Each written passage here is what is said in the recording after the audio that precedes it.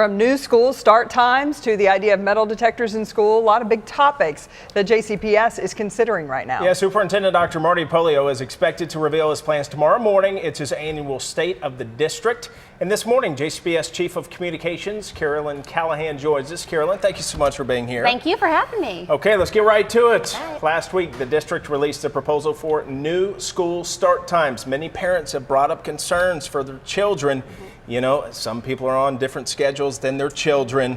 Is this a done deal, or are there going to be changes made to this plan? No, it's not a done deal. The Jefferson County Board of Education will have to vote on this. So that will be brought to them sometime in March. Okay. It will be their choice if they approve this to move forward or if they don't. And I will say we are working with several community partners. Of course, we have a partnership with the YMCA CEP for before and after school care, but we also have several other community partners like the Boys and Girls Club and others who we are currently having conversations with to see how we can accommodate our families, because they want to support our families too. Will the board maybe make adjustments, or is this a yes, no, up, down thing? The board can do whatever they choose to do. Okay. So the board could say we want changes, or the board could say yes or no.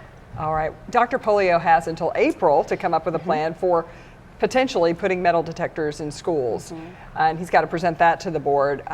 Is he going to address that tomorrow? Do you know kind of where that stands? Yeah, that will be brought up a little bit in the State of the District. So this is, think of it like the President's State of the Union. So we're talking about the successes, we're talking about the challenges, and we're talking about what's coming up in the future. So yes, weapons detectors is something that we are looking at. We're looking at other districts right now, seeing how they're doing it.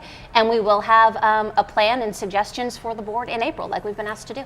Parents across the state, parents in Louisville are talking about teachers not staying in the teaching profession. What can JCPS do? What can the state do to stop that?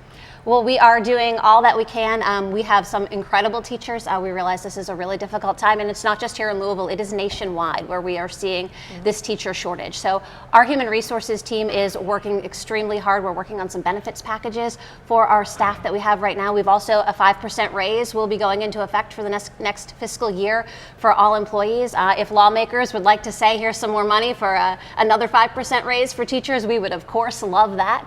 But we are doing everything that we can to support our teachers and give them the help they need, and this start time change is part of this. You know, right now we have teachers who are coming to school extremely early to watch kids who get dropped off early and staying extremely late, some until 5, 6 o'clock at night.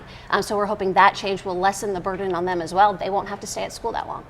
Pandemic was hard for teachers. Pandemic was really hard for kids too. What kind of changes can we expect, or new programs to try to get kids back to even where they were before the pandemic? Yeah, it has been so hard on everyone. Again, nationwide, we had 10,000 students in our summer learning last year, which was incredible to start getting kids that learning that they had missed due to the pandemic. We have great partnerships with virtual tutors who have been so successful, FEV tutor and paper tutoring. So our kids at any point in time, they can go on and get some of that extra help they need. We see a lot of kids are doing that at nighttime, kind of when they're at home doing homework, they're jumping on with a tutor to kind of catch up there as well. And again, right now it is unacceptable. We have students who are missing an hour, 2 hours of class every day because their buses are late to school. We have lost 3 million minutes of instruction time so far this year. We need our kids in the classroom. We are not going to be able to catch up our kids if they are not in the classroom, and our teachers cannot work with them. And how do we do that? We need to get the kids in school on time. We need to not have we have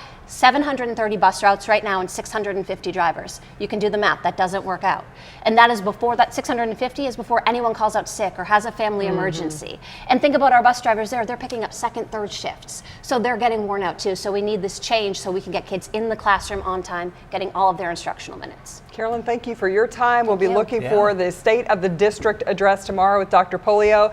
That's going to be happening in the morning at 11:30 at the Kentucky Science Center, and we'll have it live on WDRB.com.